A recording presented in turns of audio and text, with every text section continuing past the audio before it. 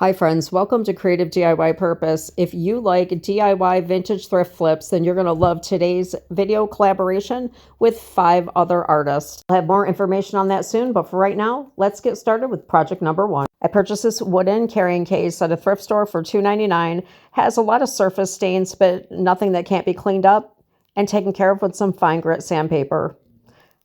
I'll be applying 2 coats of some chiffon cream by Rust-Oleum, and that is a chalk paint. I did add water to the paint just so that I get a little bit smoother finish. I did apply some to the little fixtures, and then I used a wet cloth to do some wet distressing. Now I purchased this beautiful sheet of decoupage paper over at miltonsdaughters.com, and that is also where I purchased my DIY white wax that I'll be using in a later project. I absolutely love this paper. It's really nice quality. It's easy to apply. And as long as you use a very thin coat of Mod Podge and apply it in sections, you can get a super smooth finish. So since I only applied Mod Podge to the very top, I'm going to lay the print down at the bottom first, so that way I can reposition it if need be. But it ended up going on really easily, and now I'm just doing that second bottom half. Guys, this paper is so easy to work with. I didn't even use plastic wrap. I just used the sleeve to my sweater, and it came out wrinkle-free. Once the paper had a chance to dry, I turned it upside down, used a X-Acto knife, and that was so much easier to cut along the edge. I decided to take some of the antique wax from Waverly, put it in a bowl, and water it down a lot, because I want to add some age and distress to the box, so that way it will kind of match the decoupage paper. And normally I use a cotton cloth, but I just grabbed the thing that I had closest, which was paper towel, and just lightly blotted over the antique wax. And I did repeat this step twice just to be able to achieve the look that I wanted. Normally, I would have applied a coat of clear wax, and it makes it a lot easier to control the antique wax, but I'm out of it. So that's why I really watered this mixture down before applying it. And then taking a super dry brush with a little bit of the watered down antique wax, I went over the top of the decoupage paper, so that way it would have that same antique tone throughout the whole entire piece. And then do the same process on the back. I really tried to focus to make it darker around the edges to help give it more depth. You guys will have to let me know what you think of this piece.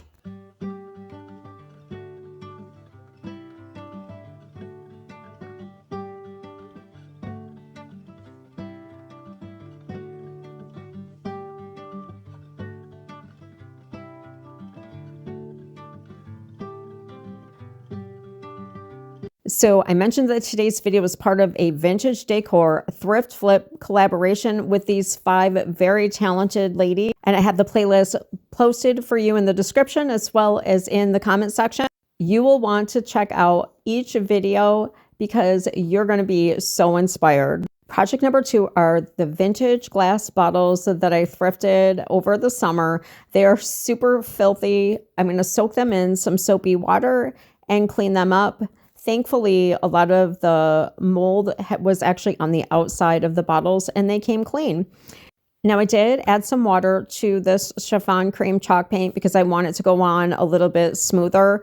I love using chalk paint on glass bottles. You can use a spray sealer when you're all finished just to lock it in, but I've never had a problem with any chipping.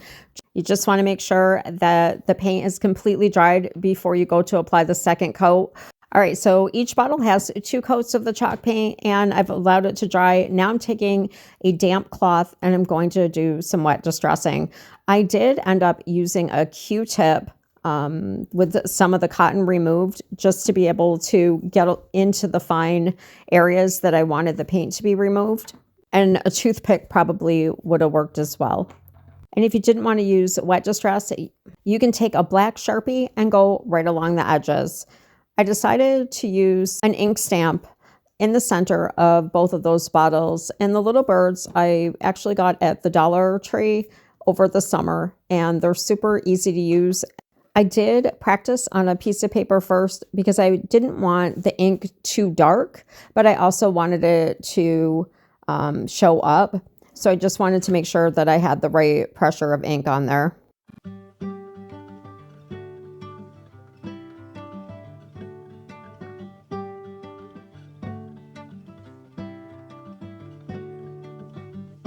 And then taking a really dry brush with some of the antique wax, I went around the bottle just to give it an aged look.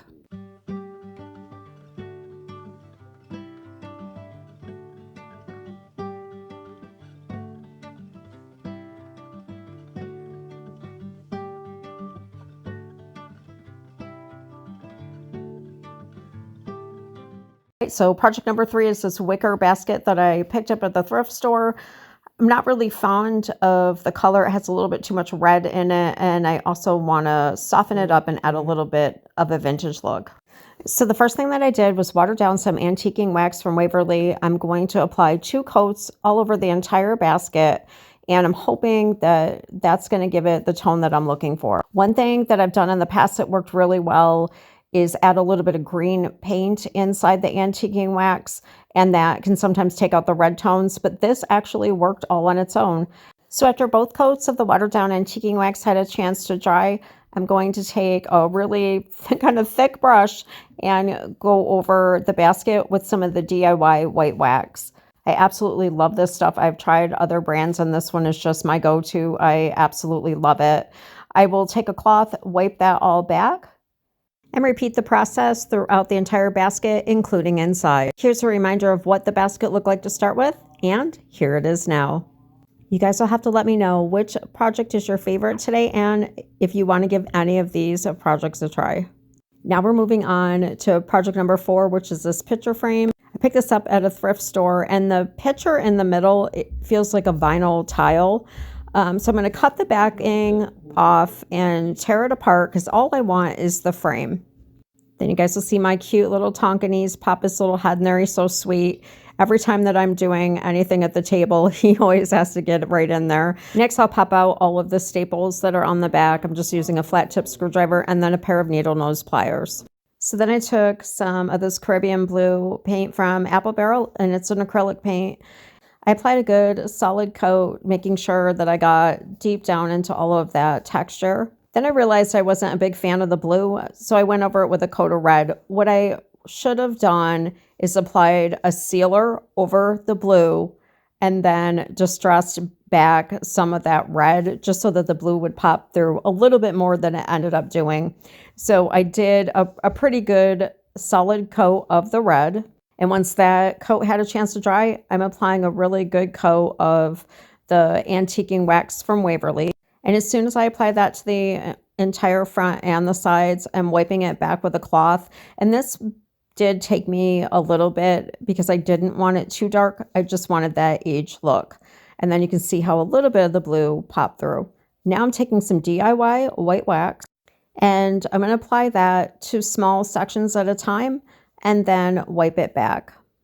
Now this process did take me quite a while because I wanted to get just the right age look. I then took a smaller, stiffer brush and went in through the cracks just to pull out some of the wax where I thought it was heavy. I'm just using a circular motion and then I'll wipe that back with a cloth. Definitely the layers help to give it texture as well. You can see some of the blue pop through as well as the antique wax. Next, I'm going to take a little bit of greenery and turn this into a wreath. I thought that the red would be classy for the holidays all the way up until Valentine's Day. I took the 2 bigger pieces of greenery, tied them together with what looks like lace, but it's actually a repurposed window sheer, like a window curtain. So I'm just going to position that in there, and then we'll add some of the other items.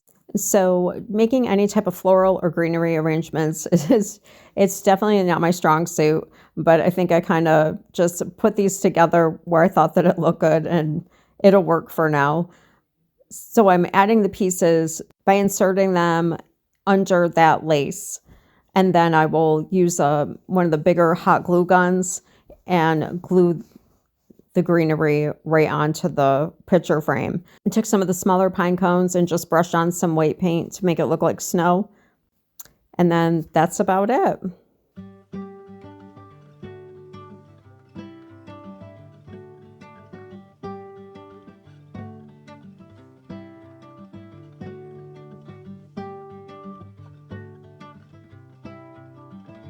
So I went thrifting last week and found this cute little wooden box.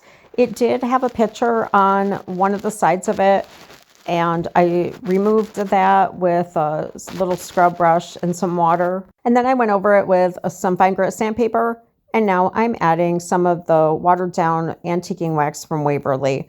It had a little bit of discoloration, plus I just wanted to give it a nice refresh. So I'm going to print out my own image. The first thing I'm going to do is measure it and go over to canva.com, and then I'm going to print it out on rice paper. So the rice paper that I have linked below, I use a lot, and it's a little bit larger than a traditional standard sheet of paper. So I just take a sheet of copy paper and then fold the edges over and cut it down to size. So this image you can find over at thegraphicsfairy.com, and just type in birds, and the cardinals actually pop right up first, or you can type in cardinal. So when you print it out on rice paper, you're going to want that image on the rough side. I do have videos that I've posted in the past, and I do a lot with the rice paper. I'm just going to take a little bit of Mod Podge, brush it on to the back side. And I use a regular inkjet printer. I use actually a very old HP inkjet printer. And when you print out on rice paper, it's nice because the ink doesn't smear or bleed the way that it would if you were printing on tissue paper. So I'm going to make sure that all those edges are glued down well, and then you can apply your favorite sealer up over the top, and you could even use the Mod Podge if you choose. I'm just using parchment paper because I don't have any plastic wrap, just to smooth out any wrinkles. After that's had a good chance to dry, I'm just going to take a very dry brush with the antique wax because I want it to blend in a little bit better. I don't really like that white edge. And this is just going to help give it more of an aged look.